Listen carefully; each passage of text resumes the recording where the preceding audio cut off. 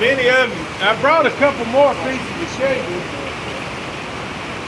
And this is some cool cable. I had never seen cable like this. Each one wound a different direction. See it? And the guy, where I got this cable, the guy gave me the whole spool of it. Just made like this. And forge-welded cable, you see how these one go one direction, one go the other. So I wondered when I got it, and I made a bunch of knives out of it. And it is a little bit different pattern. If any of you not forge weld that wants to learn to forge weld, the reason I'm asking that is I'll point out all the really detailed things. Does anybody not forge weld that wants to forge weld? That wants to, there you go. There's two pieces of this cable. And when I first got into blacksmithing, I took a basic class from a guy named Randall Mitchell, who lives up in North Mississippi. And during that class, he made the comment that cable was a good steel to make knives with. And I just couldn't imagine making a knife out of a piece of cable. And I thought to myself that if I could do that, that would be a cool thing to do. That there's not a lot of people that could do it, and I had not seen it done. So all I did was attempt doing this based on somebody telling me it could be done. I'd never seen it done. My wife and my oldest son went to Washington, D.C. on a trip with the school. While they were gone, my other son and I went out to the forge. The forge I started with belonged to my granddaddy. It was a 5-gallon bucket. I mean a 55-gallon drum, about a half of one that was hollowed out and then had mortar put in it or something, and it did have a fire pot in the middle of it. And the blower was actually a creamer with a Model A Ford water pump with fan blades on it, and that was the blower that blew air up to it. And when I first met Lyle, he wouldn't give it up. yeah, the reason I got into blacksmithing, if y'all want to hear all this, I'll tell y'all. Go for it. My grandfather was a blacksmith at Brandon, and when he passed away, my uncle had all his tools. Well, he called me one day and asked me if I wanted the tools. So I said, yeah. This was back in, I guess, 47? No, I haven't been doing it that long. It was like 98, maybe October of 97 or 98. And I had the tools, and I didn't know what to do with them. And I saw an ad in the paper that said that the Mississippi Forge Council was going to be here for Halloween putting on a demo. So I came, and there was one guy in here beating on a piece of steel, making a trident like that. But all he'd done, he'd steel up, shoot sparks out of a forge back there. Some asshole named Jim Pete. When I came in, he said, I told him that I was interested. My granddaddy was a blacksmith. My granddaddy was a blacksmith. I had some tools, and he said, you want to sell them? I said, no, I don't want to sell them. I want to learn to use them. And well, but if y'all get into this, you'll see everybody's granddaddy was a blacksmith. You know, 75, 100 years ago, if you weren't a blacksmith of some sort, you had to pay somebody else to work on your stuff, and you couldn't afford that a lot of times. So everybody learned a little bit of blacksmithing, and it was a popular thing. So anyway, that's how I got into it, and then I wanted to make a cable knife, and for 10 years. That's about all I did was make knives out of cable. Now, I ain't blacksmith. I haven't made one over 18 months, but I'm hoping that all this goes smoothly. I started out welding these things on the step of the anvil. I would take a got another hammer laying somewhere. Yeah. I would stand on this side of the animal and hit here to forge weld the cable. Because that was over trial and error, because I couldn't get it to weld. I bet I burned up 6 foot of cable before I ever got a piece to weld together. And there's a lot of little steps that I've learned to do to make this where it'll work. And if you ever get into making knives, a lot of times you put more effort out making the handle than you do making the knife. The forging's the easy part. I proved this to a guy from Australia one time. I walked outside, lit the forged the knife, and was through with the forging in 45 minutes, including lighting the forge. And and that's why I'm saying forging is, I'm looking for something to put some of this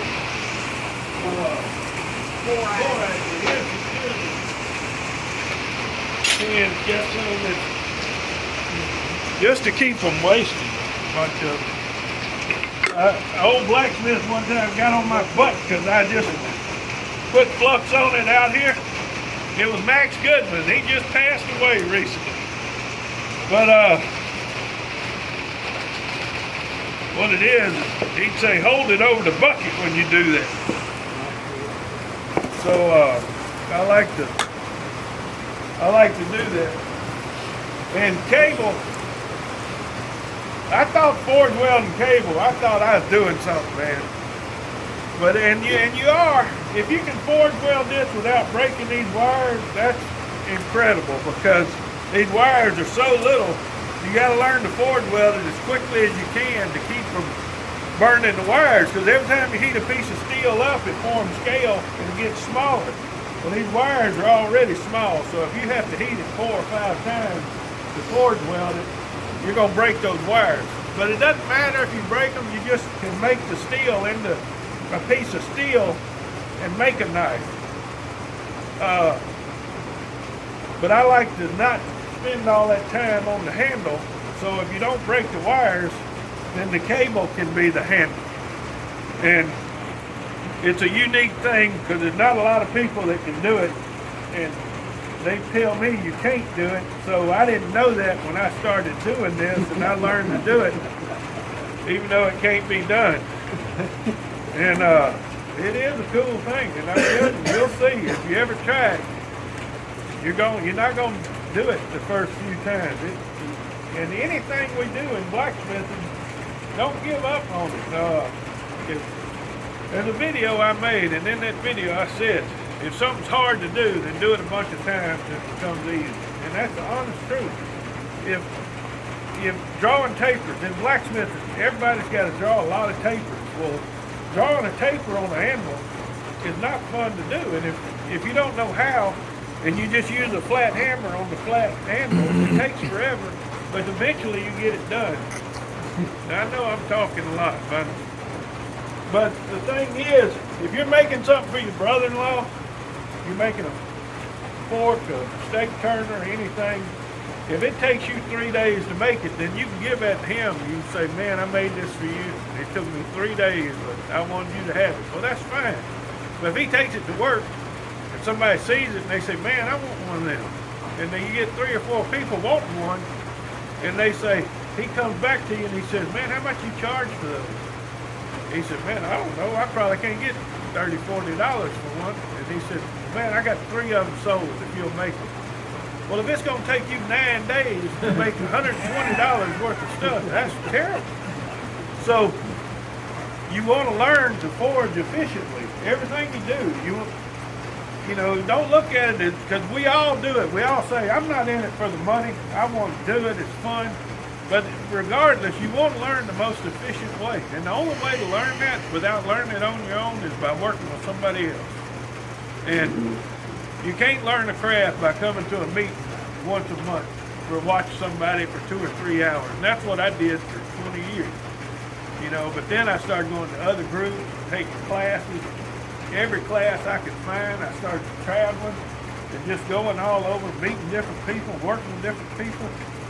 And I was fortunate enough to work with Brian Brazil for a long time. And in 2004, I took a class with him, and I knew he knew what was going on. He explained an efficiency and the reason you do things. When if somebody says, well, why do you do it that way? And you say, well, that's the way I was taught how to do it. Well, that's a bunch of crap. You don't do that. Know why you do it. You want to learn to forge, and you want to learn for forge doing the things you do for a reason. And if you don't understand it, figure it out. All you got to do is think about it. I get questions all the time, and I don't know the answer, but I'll think about it, and I can pretty much come up with the answer. It's pretty cool. Yeah, or make it up. As long as it sounds reasonable. I mean, it's all. I've done that too. But anyway, forging cable is not hard to do. You get the stuff hot, you hammer on it. Now, what I've learned to do to forge it without breaking the wires, that's different. And I use a V-block. Well, we don't have a V-block. I didn't bring one because I knew we had this, but I just assumed it had a small V. But we're going to try it in this half circle here, and it ought to work the same. But if you just hit it flat, it's going to squash and push out on the sides. So by hitting it into a V-block, you're driving it into itself. And a lot of people say you gotta, if cable's got grease and oil on it, you can't weld it. It's got to be soaked in gasoline and all this crap. Well, I've never soaked any cable. It can be as rusty. I've done it with the fiber in the middle. I've never had any problem. Well, I did have problems, but I got away from it. The more you do it, the easier it becomes. What I want to do right now is forge weld the end of this. A lot of people take a welding machine, weld it up, and if you have to do that, that's fine. But I didn't, when I first started doing this, I didn't have a welding machine. I didn't have nothing but a forge and an anvil and a very few pair of tongs. And a Harbor Freight hammer that I grinded a round face on. No joke. Well, it wasn't. I don't even think it was a Harbor Freight then. But I'm going to heat the end of this, and I'm going to flux it with that borax, and then I'm going to heat it up again to an orange heat, and I'm going to take the airspace out. You hammer over there and get the airspace out, because in order to make a forge weld, all the steel's got to be the same temperature, and you got to have it hot enough that you're not burning it and forming scale on it. The reason for the flux is to keep it from scaling. It protects the metal. It blocks the oxygen. That's what flux does. That's what gas does on a MIG welder. It's what flux does on a welding rod. And now I've seen real blacksmiths forge weld without flux and rusted and scale it up, but they just heat it up to another level. It creates a different style of flux, and it'll still forge weld. But you gotta understand a lot of stuff to do that. It blows me away. But anyway, What size is that cable? I think it's 5/8. I've never understood cable size. It's not what you think. It's the flats. But anyway, when you forge this cable and you want to make it not burn the wires, you have to turn it. You can't just stick it in there. You'll overheat one side, especially when it's up to a forge weld heat.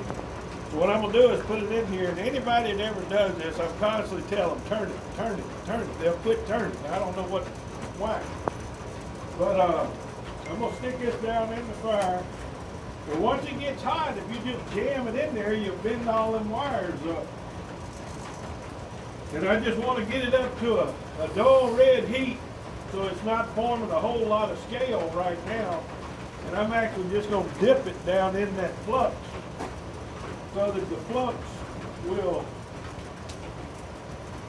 coat it and protect it from forming all that scale. Lyle, does the size of the cable make any difference in ease? Oh, it makes a tremendous amount of difference. The bigger that cable is, the harder it is to forge weld. Yeah, I can try that. It makes a big difference. The smaller cable is much easier to weld. This is about as small as I go. I have, you remember that show, Knife or Death? Knife or Death, when they contacted me and I thought I was going to be on it. And I made one with some giant cable and with a real long blade. Tricia told me to sharpen both sides so that one side had more angle for hitting the iron. But it was a giant piece of cable. And I just melted that flux down in there. I may flux it one more time because that wasn't as hot as I wanted. But welding the big cable, I've got one of those treadle hammers like that, and I've got a V-block that'll sit in there. And I've also got a press, a hydraulic press. That hydraulic press, man, you talking about welding the cable. You put a V-block in that thing, and it welds like butter. Alright, so that'll be good. I just fluxed the end of it, and now we can get this hot enough to tighten it up to get the airspace out. Because like I said, if you want to forge weld something, you've got to get it's all got to be touching. And you'll see the diameter of this cable is going to drop tremendously because the air within these little bitty wires will all be gone and it'll all be touching. The first times I ever did this, Jim Pickett told me, you can't forge weld on top of the fire, you got to be down in the fire. And I said, yeah, I don't doubt it. And when I use coal, I make a cave fire, and it's a lot easier. But doing this, you really do have to get kind of just barely under the surface. Now all I'm gonna do is turn this and tighten it up. Yeah, they were hot, and it's actually bent those cables around. I'm using the flat side of this hammer. And that didn't get it down small like I was talking about. I'm gonna get it hotter. And you have to turn this cable in the direction as if you're tightening the cable. If you turn it the opposite way, because it gets so hot down there, it'll actually unwind.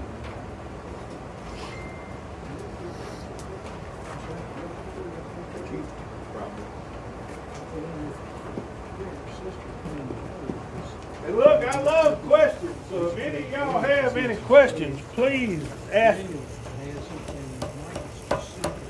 And only put what you want to weld, what you want to forge weld on this block. Don't put anything else on there or else you'll be hammering on those wires that you don't want to break. I see you doing a glancing blow. Glancing. Yeah. Well, I'm tilting it towards me a little bit actually, and coming down so that it's hitting straight. If not, it'll taper. So it's appearing to, it's looking like that. I'm not trying to do that, but I am trying to tilt the hammer towards me so this is all straight and not tapered. Because if you hit it, you're only hitting with half the face. If you hit it level, you'll start forcing this smaller and it'll taper. So you see how much smaller it is now here than it is here? So that gets the air out. Now I can bring this up to a forge welding temperature and forge weld that. I'm gonna put a little bit of flux back behind here now so that that doesn't start scaling up.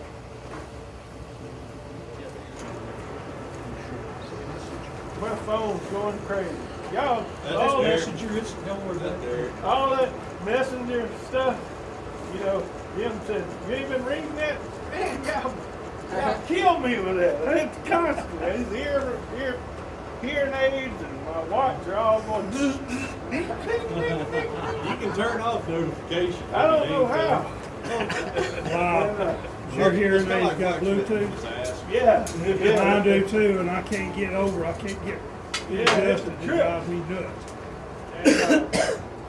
Like blacksmithing, if you don't Well, know the signs, I'm so excited about what's happening with the group right now. I want to keep talking about it. And by the way, let's thank John Dovey for doing such a nice job and posting. When you see the new website, he's posting those videos on there. Thank you. And he's been instrumental with Derek and setting the site up and designing it. also the design work he's been doing on the Forge Council logo. Oh yeah. Well, I saw some of those. Oh, that was you that did that for the llama group? Yeah. Oh, okay. How about that? wow. Great. We're so glad to have you. Thank Yeah. you. Thank you. All right, I want to make sure that that's welded up real good.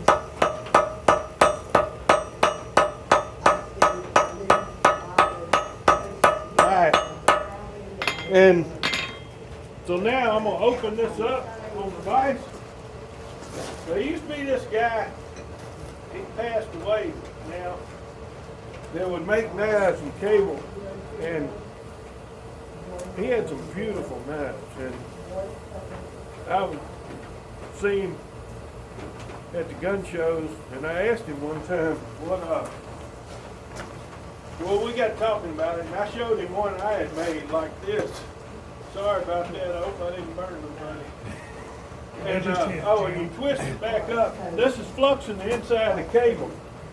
And that's what he wasn't doing. He wasn't fluxing the inside. He'd have inclusions on a lot of his cables.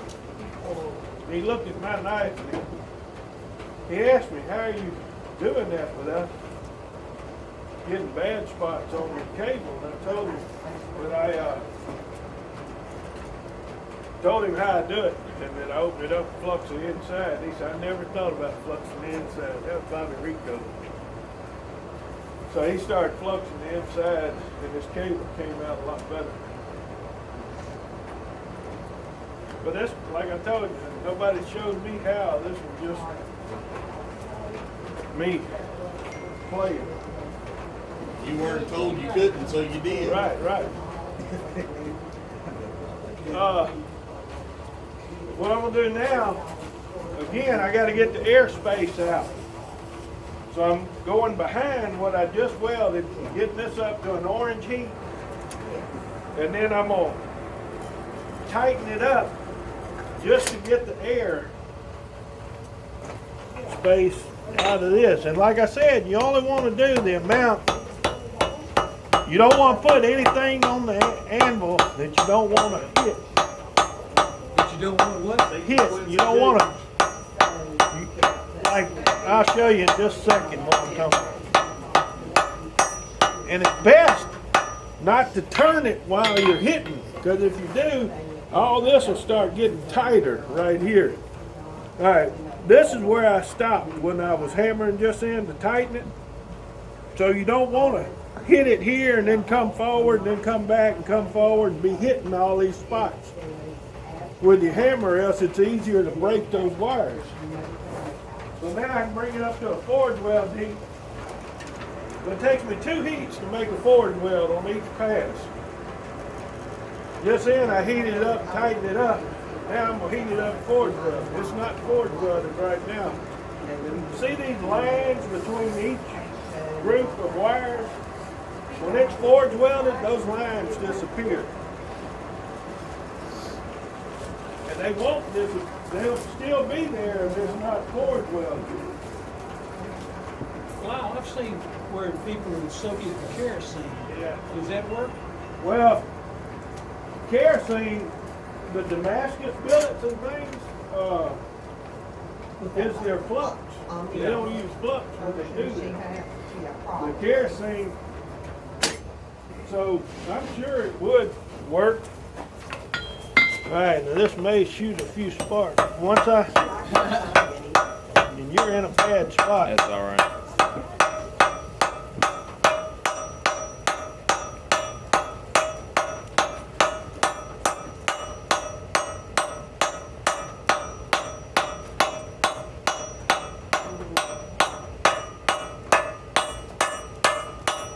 also, I don't know if y'all are aware of this, but I'm gonna tell you.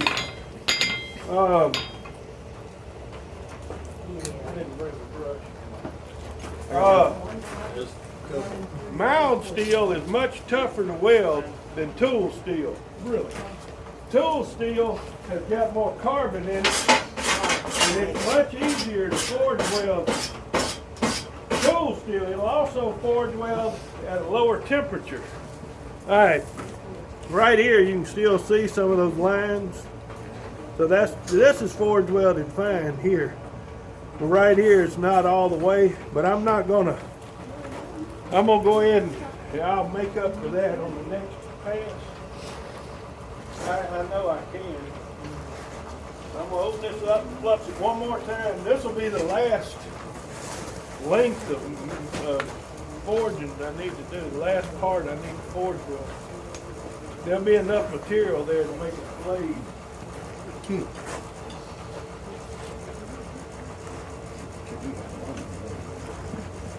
But yeah, the higher carbon content, the easier it is to forge weld. And it'll forge weld at a lower temperature. If you can forge weld mild steel, you can forge weld anything.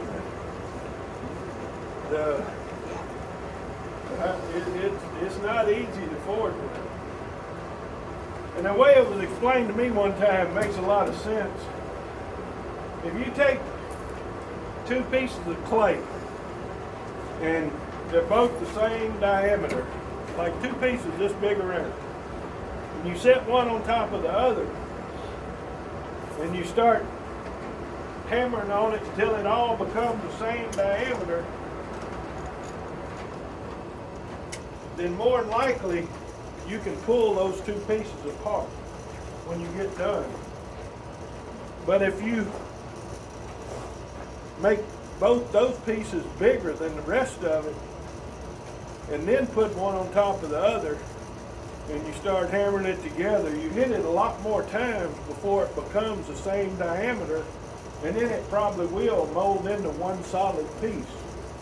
So in forge welding, a lot of times you have to do a scarf on one end, which is simply making it bigger, and if you want everything to disappear, it actually comes down to a point so that all that melds in together becomes one. So clay, if you think about how clay would become a solid piece, it's the same exact thing.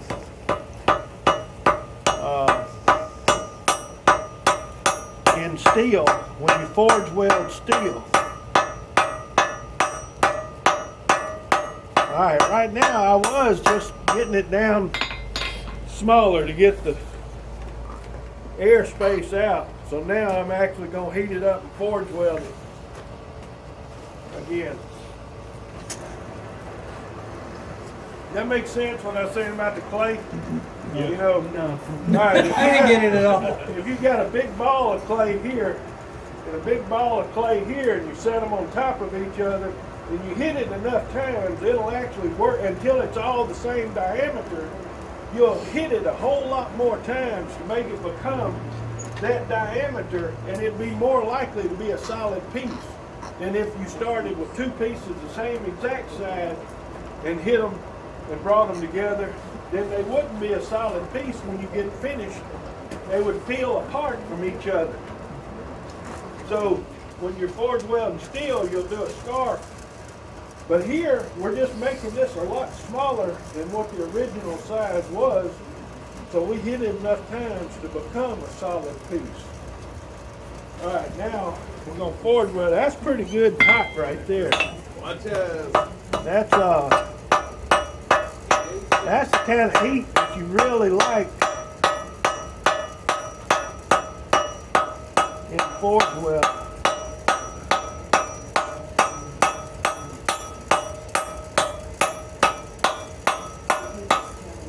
That's gonna be a blister.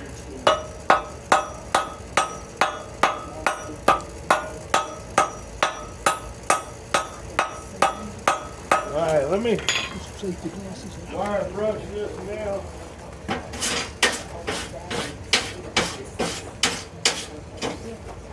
All right, if you look at it now, You can see a little bit of lines right there. But that's pretty much, it's not gonna come apart. When I flatten it down, there may be some rough edges and I'll have to grind that out. But another thing I do also, when I do hammer out the blade, I'll do it at a forge welding heat on the first time, just to make sure all that becomes solid.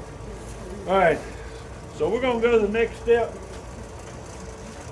And what that is, did I bring a string puller in here? I know there's one in the amble right behind Patricia, but I don't think it's one you brought. No, just have to do.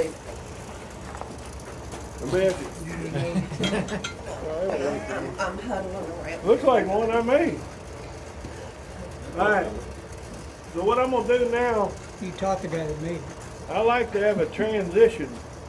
I don't wanna just leave it like that. So what I'm gonna do is heat this up to a forge welding heat right here. And then I'm gonna stick it in here. And I'm gonna hit it once and then turn it 90 degrees and hit it. And then I'll hit it on those, get it forge welded. And then I'm gonna come back and hit it where each one, I think there's 7. I think there's 7 strands. I'm gonna hit it, no, it must be an even number because it works out the same on both sides. I'm gonna hit right at where each one of those round parts of wires are, and it'll make a facet at each one. Makes it look nice. So I've got to get this up to a forge weld temperature again. And I'm gonna do that so that creates similar to a ricasso, I guess. And then in front of that one, I'm gonna hit it on 2 sides. The reason for that is that'll start the blade to where when I come back and hammer it out flat, I don't hit this first transition that I'm going to make.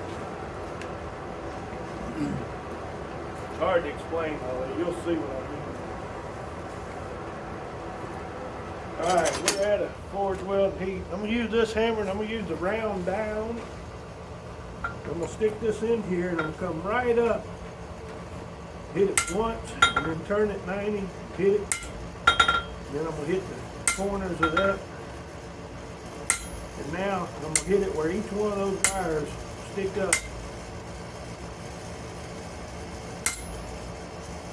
And you don't want to go too small.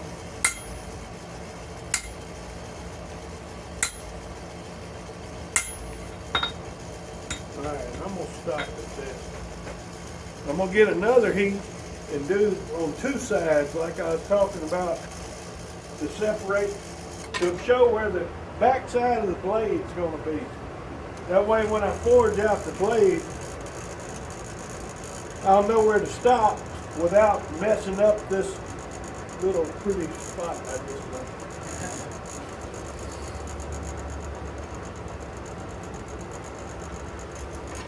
Alright, so I'm going to hit it on 2 sides. I'm bring it in, so let the front be right. And I hit it, turn 180 degrees. Hit it again.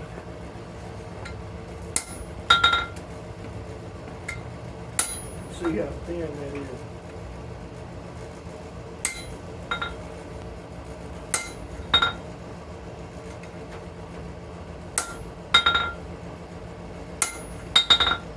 Alright, so see, this is going to be the transition from the handle to the blade, and this is where the back of the blade is going to be. So I'm going to work back this direction until I get that blade all the way back to here. And I used to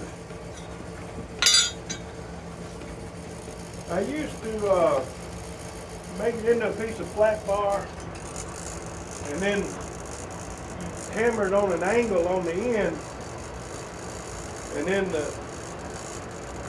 straight side on the bottom, you'd hammer that into the blade, it curls up. Well, one day I was watching Terry Vanderbilt.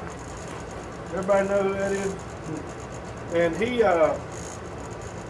made a comment that if you just put a point on the end of the knife, when you forge it out flat, then you can decide which side's going to be the blade, which side's going to be the spine. And that sounded pretty cool. So what I'm going to do right now is forge this into a point on the end. And I'm trying to, and I'll tell you another reason for this too in just a moment.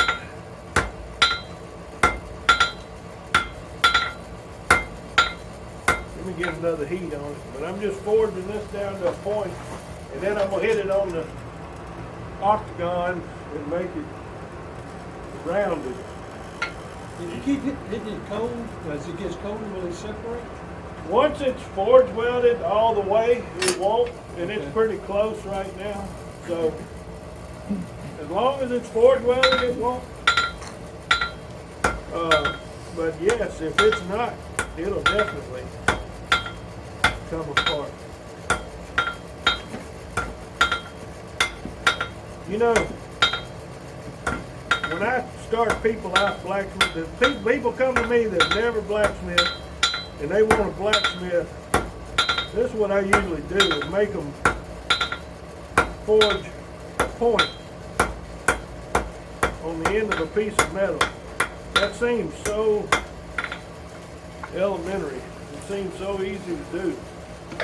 But what it teaches you is to put a point on the end of a piece of metal, you have to hit the end of the metal, or else you'll never get a point on it. And in order to hit the end of it to a point, you have to tilt your hammer. It's so hard to get somebody to tilt their hammer.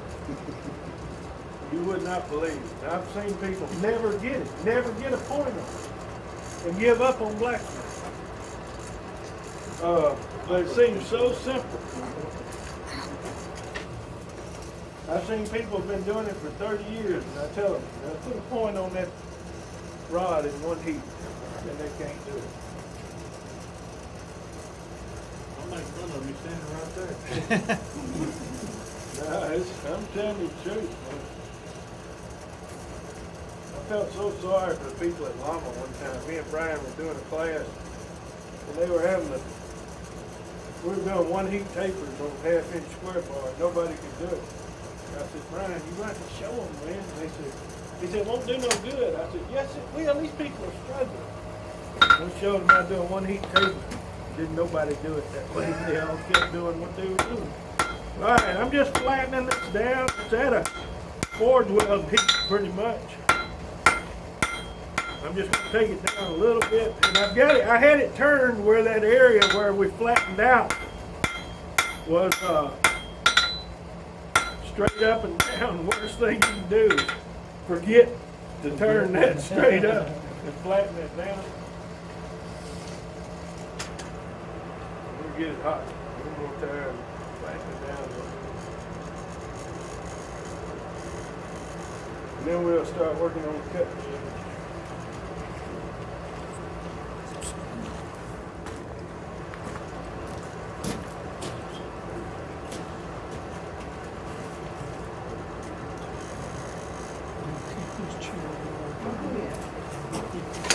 I guess it's I got 2 new knees last year.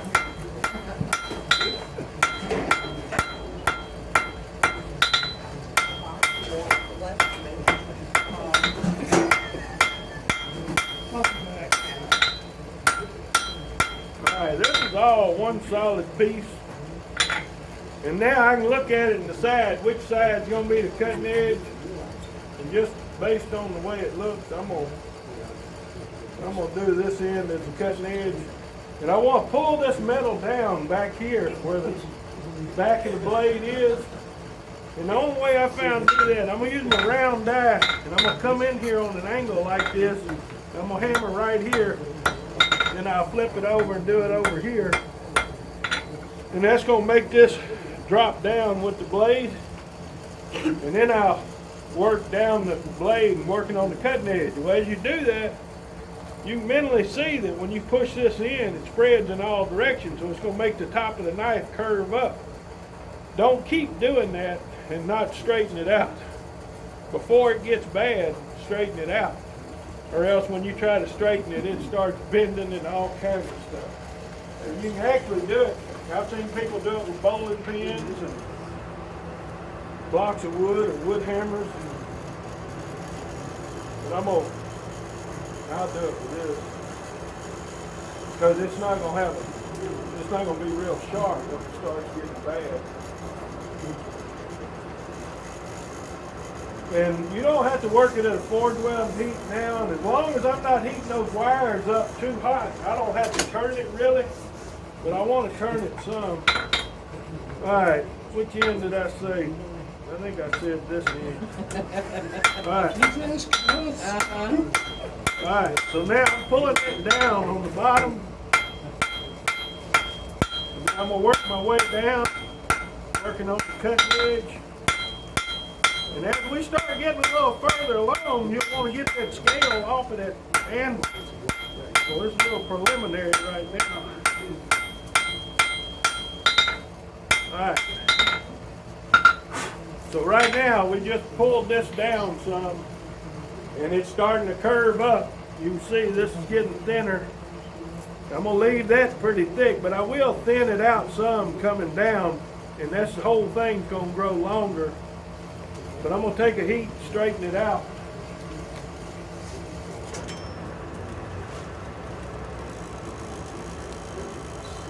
Since I'm running my mouth, it's going to take me a lot longer to make it. Right. The one this size is pretty easy to do. Alright, we're going to set it. I don't want to put that cable on there. But I'm going to go down through here and straighten this out. Alright, so that's pretty much got it straightened out. And now it is thick there. I'm going to get it hot and pour this out thinner. And then I'll work some more on the cutting edge. Depending on what you want the knife to be. If you want a skinning knife, a lot of times you'll have the end of the knife wider than the back. Or if you want a drop point, it'd be easy to maintain a drop point right now.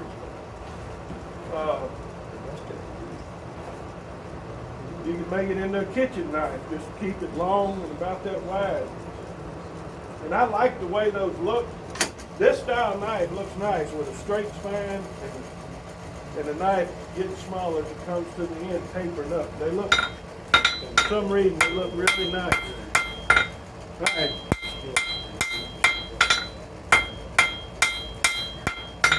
Right now, you can see how this top drops down, but as I work on this cutting edge, it's going to pull it back up.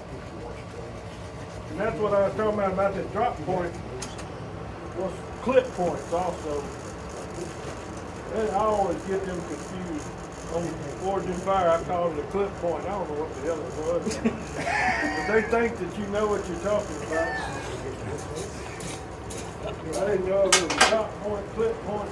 Yeah, dazzle with What? I won't say this. I mean, I honestly did not know. I was just trying to make something. Alright, so I can look at, and also by flipping it over, the more you flip it, the less hammer marks it'll be in it, because the bottom side's the pretty side. And you're not putting you're taking hammer marks out on the bottom and you're putting them in on the top. So you flip it more often and it stays a lot flatter. So you can see the basic shape right now. It's kind of like a flip point. I can keep working on this. And when you make a knife, you want it to be straight. And looking at this, it's thin here and it's thick here. So I'm going to work some more right in here. Now you want it all about the same thickness. That way when you grind it, it all cleans up about the same all the way down. You'll fight that making knives. You want them straight, and you want to have them as uniform as you can on the thickness down where you're working on the cutting edge. Makes it a lot easier to grind your cutting edge.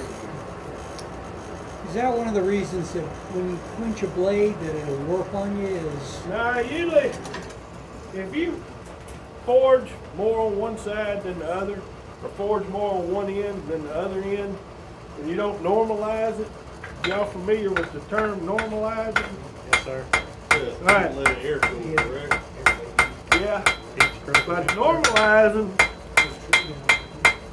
is done to try to get the grain structure to be the same all the way down.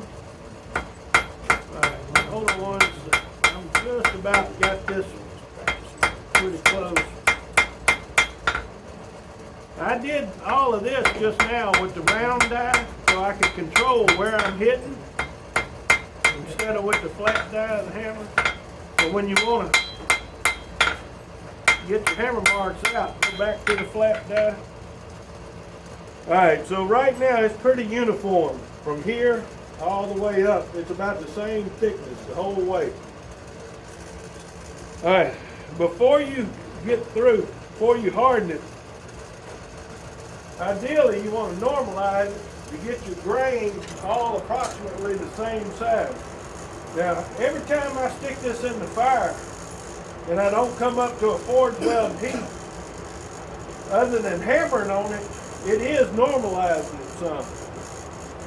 When I forge welded this, it was way heated up, the grain was real big. So it's the same way when you make a hammer or anything, as you get towards the end, you want to not go as hot, and you will be normalizing it and reducing the grain. When you overheat that on the grain gets large. And when it gets large, it's more like cast iron. It's not as stable. It'll break easier, it'll crack easier. You have all kind of little problems. So,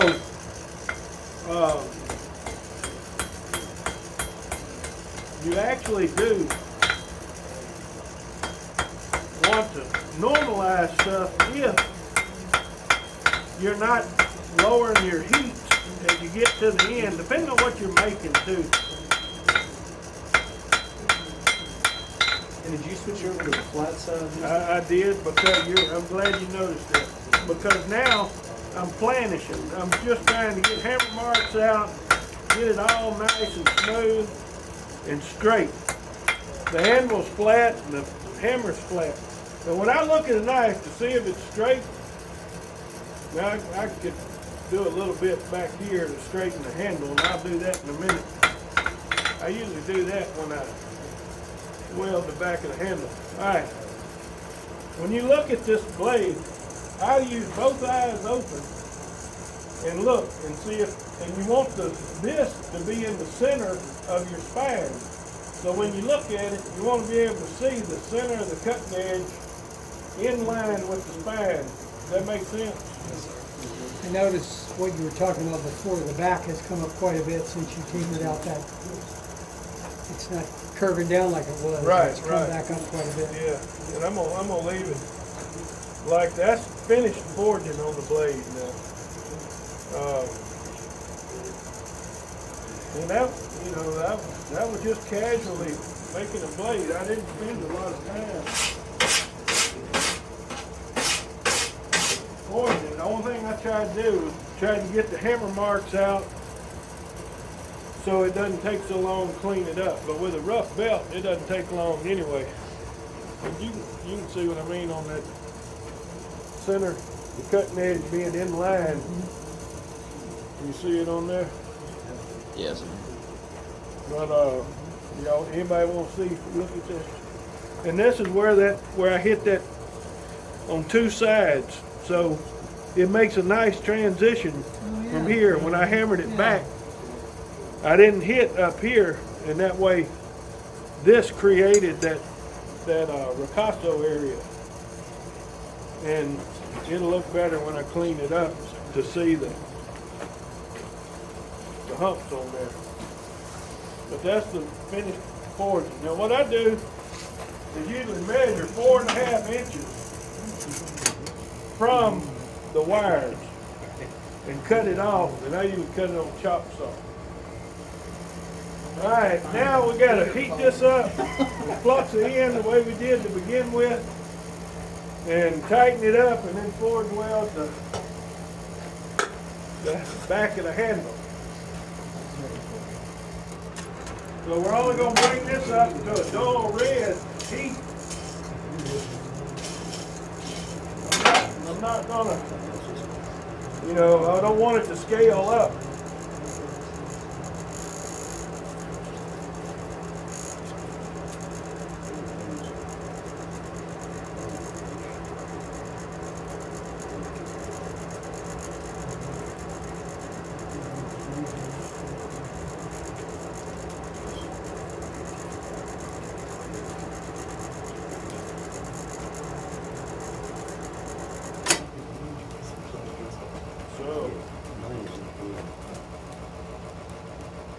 So we got this flux.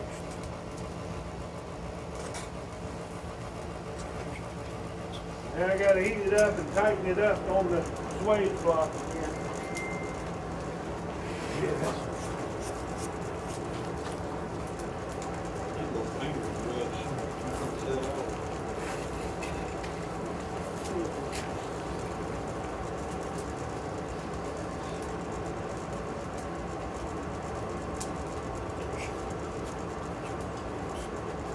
It used to be you could type in on the internet cable knife and a picture of one of my knives would come up. But it ain't like that no more. What did you do? Teach 1,000 guys how to do it? I did teach a lot of people how to do it. A lot of people that took the class to make hammers wanted to learn to do this. Alright, I'm just going to get the air space out. And I'm only putting what I want to forge weld on this. I'm tilting my hammer towards me. Like I said, if you don't, it's going to taper and get real small on the end. Oh, I made a bad hit. So now that's worked down. I'm going to heat it up to a forge welding temperature. The air space is gone. I'm going to come up to a forge welding temperature and forge weld it.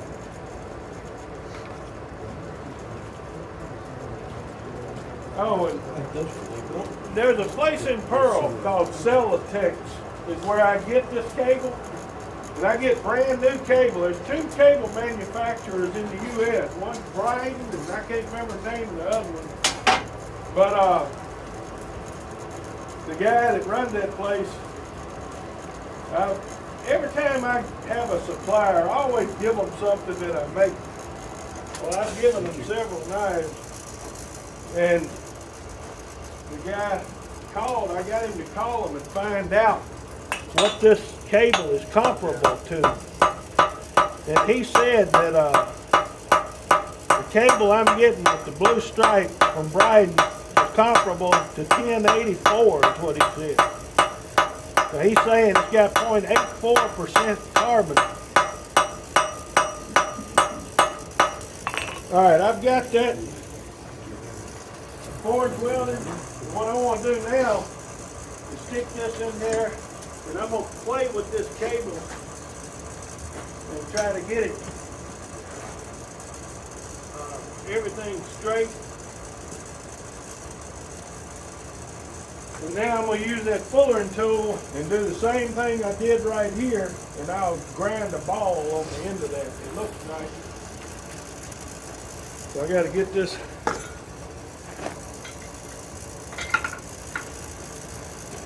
at a forge welding temperature again, just on the end.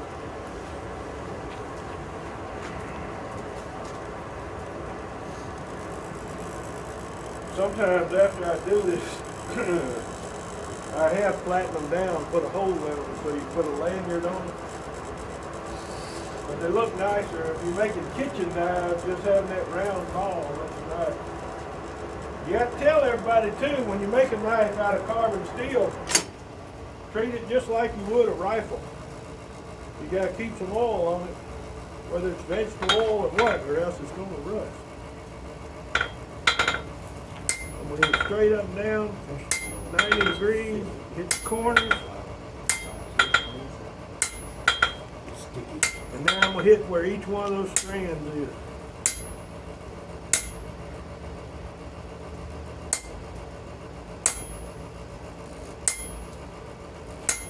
Right. And that looks straight here. And this looks straight. If I wanted to, it'll move right now. So if you want to, if I want that blade to be more in line, I mean the handle to be in line, I can. I like them up just a tiny bit myself. It looks like the whole handle. Ooh, that was too much.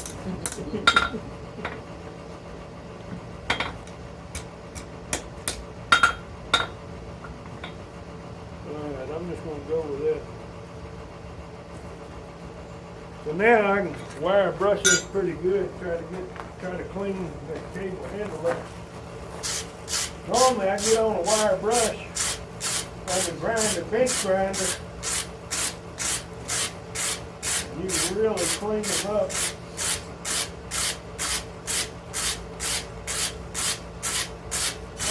Would they break? No, my finger touched the edge. Yeah, took a couple weeks to heal up. I know. You ain't the only one that's done it. I'll bet.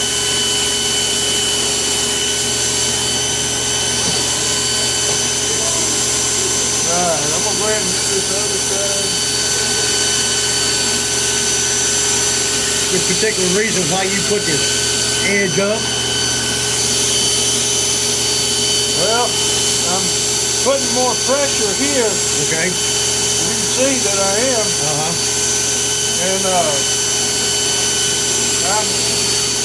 And this is the way I do it when I have to grind the cutting edge, so it's just easier to me.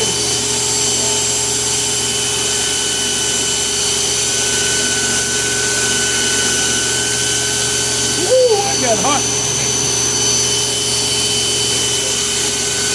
My grinder is reversible.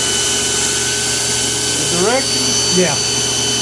So I'll do it that way, but my belt's coming up.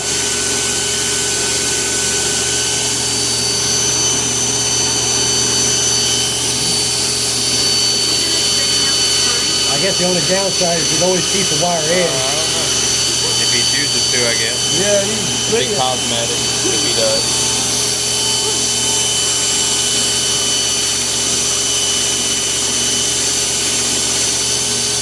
She asked if you were going to grind a straight edge on the spine. Probably. Yeah, I usually profile them before I do this. But this one shakes pretty good, but I want to work it down.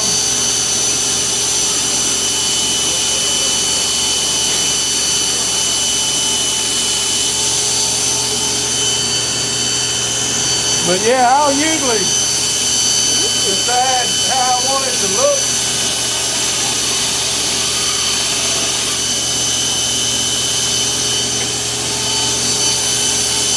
That's thicker than I thought it was.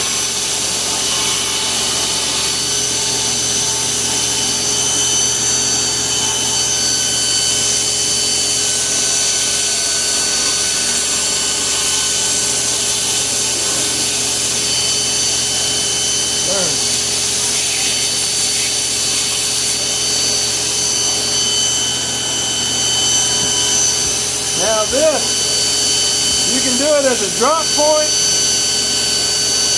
And I do lots of them like that. Since this one didn't draw up as much as I wanted, I guess I'll do that.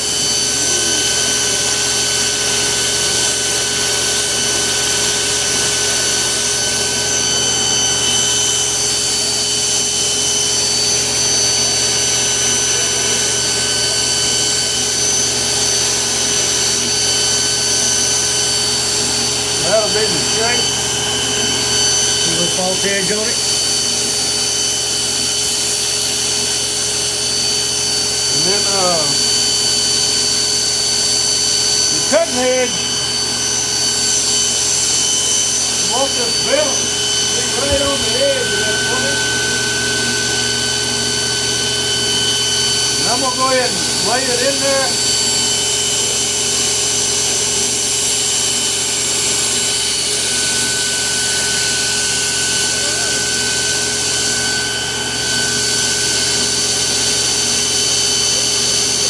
Now when you can see this one, so when you go to the other side, you got something to line it up by.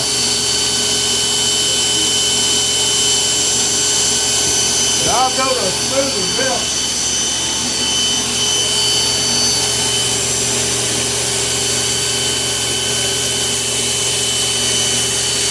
That thing moves over. Oh, yeah. It hadn't been heat treated yet.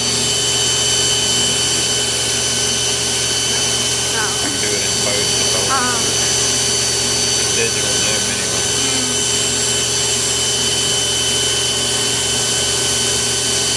I used to have a gimbal. I don't anymore. It comes with a remote. And right now, it will not stick to that magnet. Right there it will. So at that temperature, it still won't stick right now.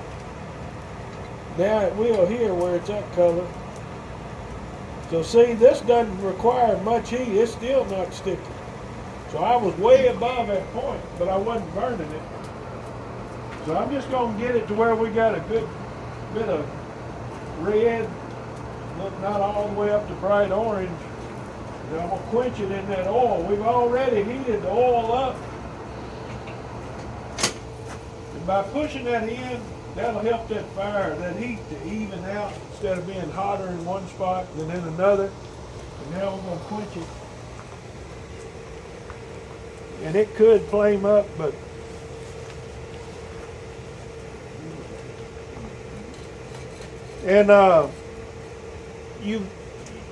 you've got to get it in there and cool it like in 3 seconds. They call it the face curve, and if you look at the chart for the steel, it'll tell you how much time you have. It's not much, so you always want to cool it. And once you've gotten below that temperature, you can pull it out and set it down. It won't matter because you've already hardened it. You can see where the scale popped all along this cutting edge. That this is hard now. Don't let me get you.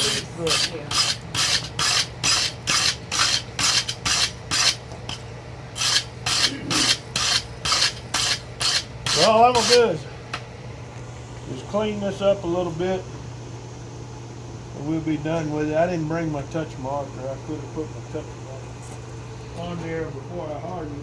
You use mine, same initials. Yeah, we can do that. You know, I could. Yes. All three of them.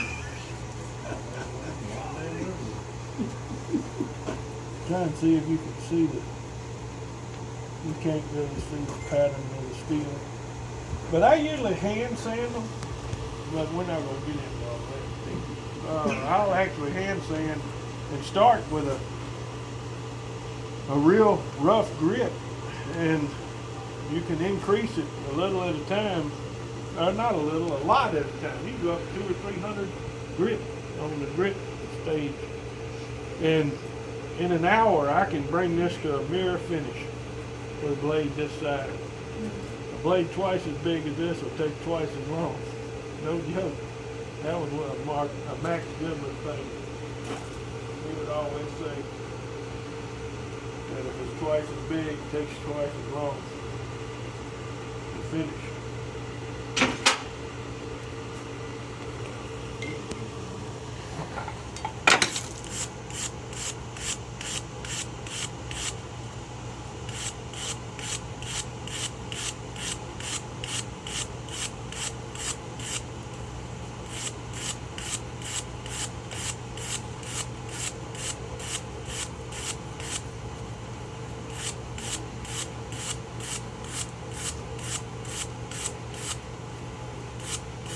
there a reason you're only brushing in one direction?